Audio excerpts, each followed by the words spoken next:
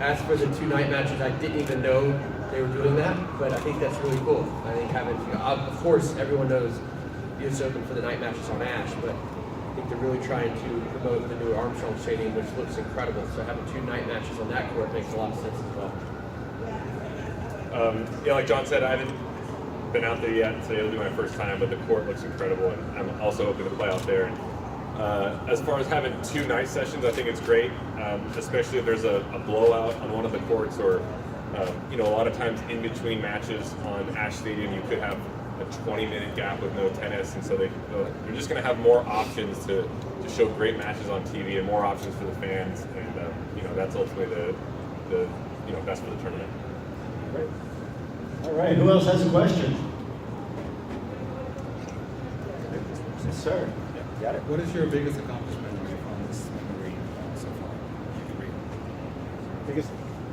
One more time. What is your biggest accomplishment or your fondest memory of your career so far? Biggest accomplishment or fondest memory? Oh, that's. I played in a couple long matches before, so those things certainly stick out.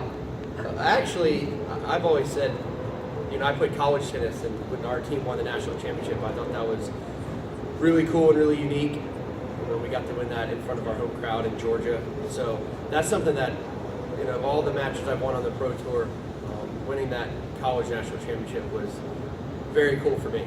So I don't know what Sam would say. The high school championship. It's tough to pinpoint one thing in particular. I mean, for me, probably my most favorite match was a US Open match I played here in 2008 against Nadal, and I lost. But it was the first time I played on center court and felt kind of what it was to play on center court in a great atmosphere. And so, for me, that's probably the moment that really stands out in my tennis career. I have a question. Yes, sir. Here's a funny question. Who have inspired you in your course of play? Some of your predecessors, any of the legends that have induced you to play your game a little differently? You know, I didn't watch a ton of tennis when I was little growing up. So you know, there's not really guys that I try to match my game after. I mean, a lot of times you just, whatever comes natural to you, my forehand, my serve, my backhand, those are the strokes that felt natural to me growing up. But, you know, I always loved watching, you know, Andy Roddick and James Blake and Marty Fish and Robbie Ginepri, and those are guys that are my friends now. And so, you know, when I was 14, 15, 16, those are the guys that I watched. I don't try to match my game after theirs, but, you know, those were the American guys that I love to root for. Yeah, I think I'm the same as Sam. I didn't really watch that much tennis growing up.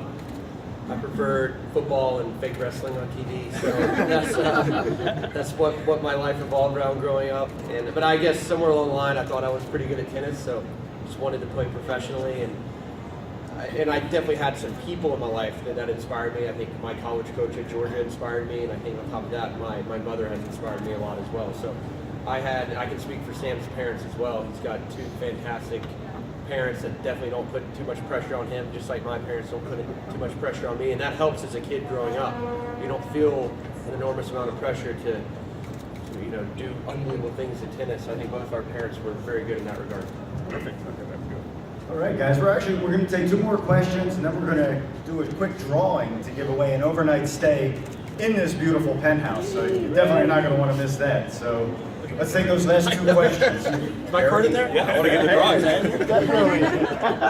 Of course. Okay, I want to know something about you guys that we don't already know. We know you're really accomplished tennis players. We know that you're really cool guys. What do you do off the court that we don't know and don't hear about all of the time? What do you like to do? What do you and your wives do for fun? You know, like off the court, who are you guys? Cool. That's a good, great question. I'm about to have a baby girl in a month, so well, exactly a month. So I'm on red alert right now, and that's I can sleep with my phone on. You never know what can happen. Right. So my wife's back home in Texas, and we have that going on. We have 3 dogs, but I recently moved to Dallas. I've been living in Florida for the last 10 years or so, but now my life is in Dallas with my wife and having a great time there. But of course, my life's about to change for the better. no doubt, in about a month. So we'll see. Yeah, that's exciting. For me, I'm just kind of right behind John. I mean, we just got married after them, and we just moved to a new house, and so I've gotten really into some interior decorating ideas lately. And my wife Abby and I, so we're decorating the house. We're disagreeing on a lot of things, so it's a good test for our marriage early. But yeah, I'm just kind of into decorating the house, getting the outside gardening right now, and so I'm kind of just into domestic things, and I really enjoy all that. Great. It's information you're not going to get anywhere else, guys. All right, let's take that final question, and then we'll do the drawing for the overnight stay in the penthouse. Who do we got? Who's got a question? Well, My question builds on the last question, but I think all of us would love to know how young married life has changed your game. there you go. I think it's changed my game for the better. I played pretty well this year, and so something about having that stable life away from tennis, I think, does help. I think for me in particular, it's helped me a lot.